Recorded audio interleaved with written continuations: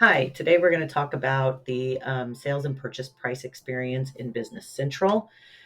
For today's demonstration purposes, I'm going to look at the sales price lists. Purchase price lists work the same exact way. So let's start by going into our sales price lists. And as you can see, I have a couple of different ones set up here. For the first demonstration, we're going to look at the default price list. When you go in here, let's go over some of the structure, shall we?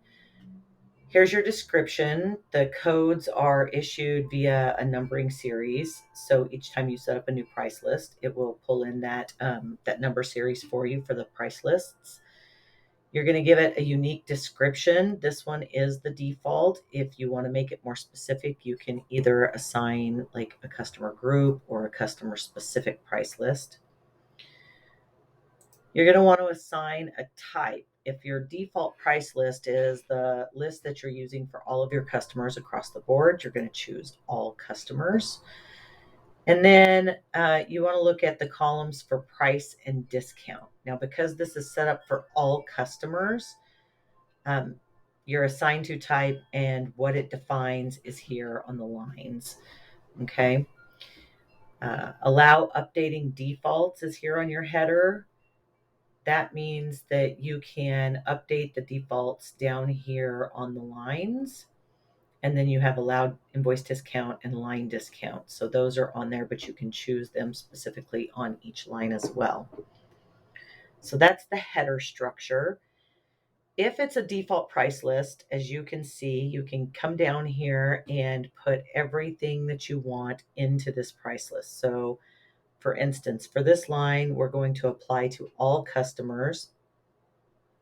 Any customer who orders this product, 1896S, the Athens desk, will get it with a price and discount. The unit price is $300. The line discount is 5%. Okay. But then we also have a customer price group assigned. That's the wholesale customer price group for that same item. And if it's a wholesale customer, they're going to get it at $215. Okay. You can also apply customer discount groups. So for the purposes of this one, we've assigned large accounts to the 1900S. And if they order 10 of them, they get a 10% discount. We've added another line, same large accounts. If they order 20, they get a 15% discount.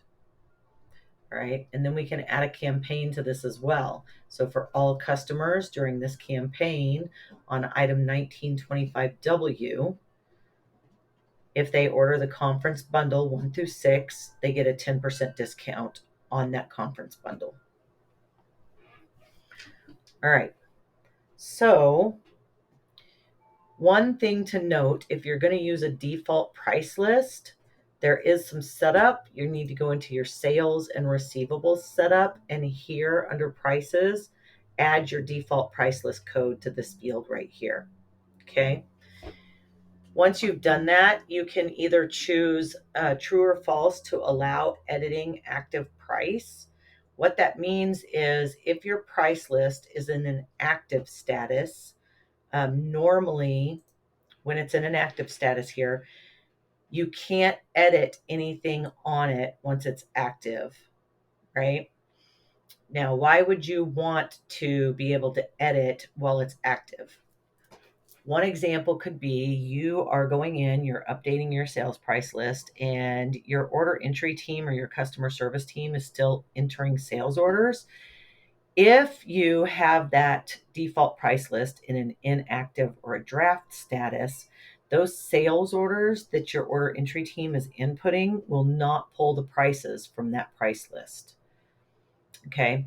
So let's say that you are working on that and you got up and you walked away and you were away from your desk for a while and they're working hard entering sales orders, but it's pulling the incorrect prices because that price list is not active.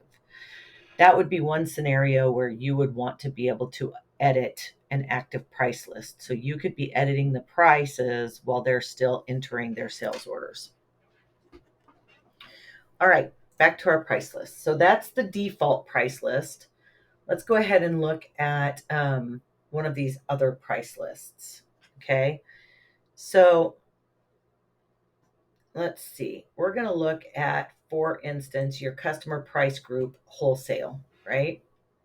So any customer that has a customer price group assigned to it of wholesale would get these prices on these two items. So the 1908 London swivel chair, if they order 0 to 9, they're going to get it at $175. Okay. Rather than the retail price of $190.10. If they order 10 to 19, they're going to get it at $170. If they order 20 or more, it's $160. Same for this 1920S Antwerp conference table. As you can see, it's $625 if they just order 0, $615 if they order 10, 20, they'll get it for $600 a piece, right? That's part of this customer price group. Or you can assign it to a specific customer. So this specific customer, Adatum Corp, has an 1896S Athens desk on it as well at a unit price of $275. Okay. If they order 10 or more, they get a 12% discount. If they order 20 or more, they get a 20% discount. As you can see on this particular one, allow updating defaults is not turned on. Okay.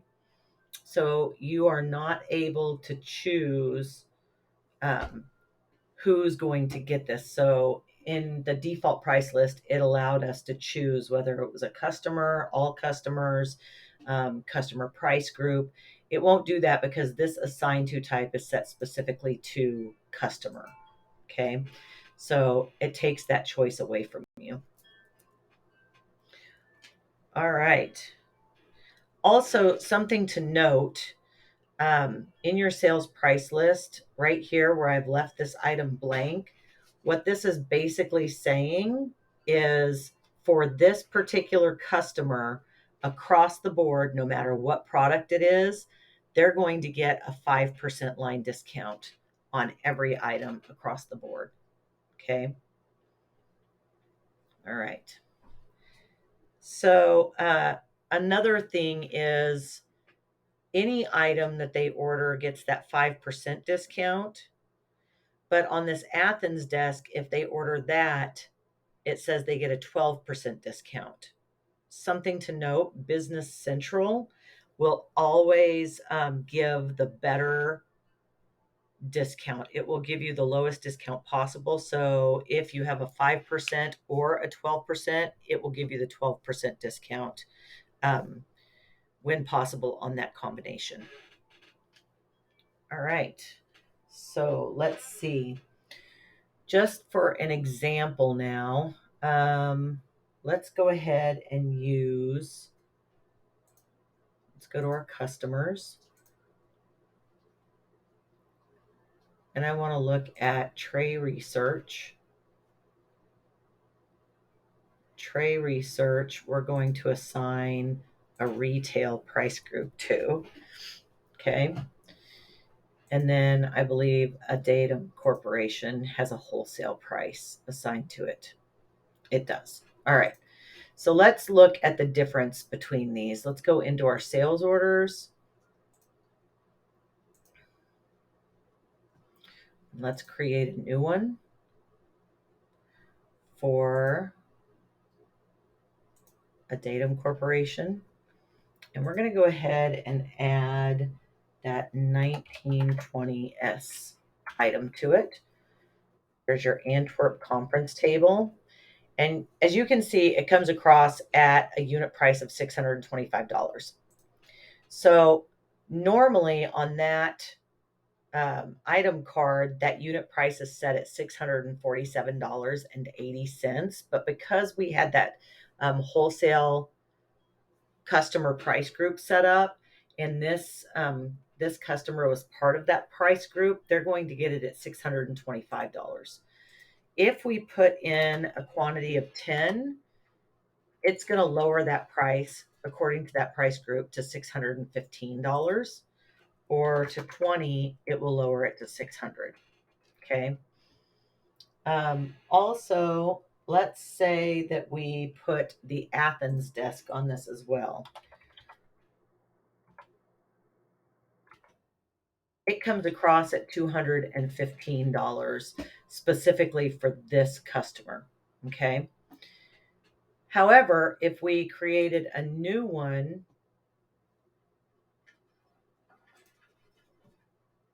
and we have our tray research and we add that $18.96, it's going to be $300 because it's a retail customer, right? So there's the difference in your price list based on that customer price list between retail and wholesale. All right.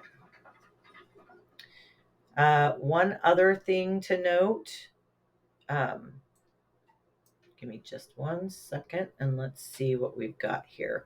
Because on our price lists,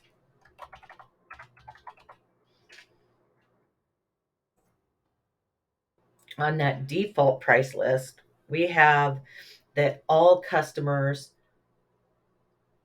on all items get a 5% discount, right?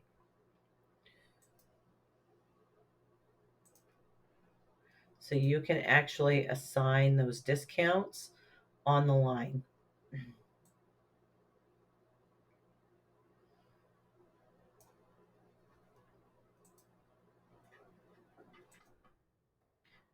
So, as I was saying, so when you enter this, because it's assigned to all customers on your price list, as you can see, there's a line discount of 5%. All right. So that's how the sales price lists work. Purchase prices are exactly the same. If you go to purchase price list, I only have a default price list set up in here currently, but it also works the same way. So if it were a default, you can go ahead and set that up for all vendors, or you can set it up for specific vendors, all vendors, a campaign, or a contact. And then it allows for either prices and discounts, price, or just discount on the lines. So thanks for your patience, and I hope this has explained everything about the purchase price lists and the sales price lists in Business Central. And